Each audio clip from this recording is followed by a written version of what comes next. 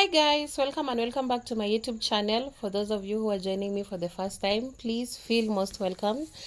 Today we are having this very rare fish.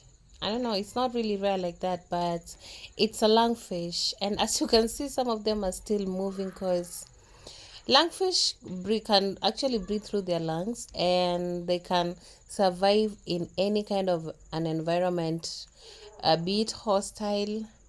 They are really that kind of fish that can survive anywhere because they can also breathe through their lungs. So I'm going to be slicing my fish before I can cook for the family. This is what we're going to be having for our lunch. And please just stay with me here. Don't log out. And if you find this video interesting, consider subscribing.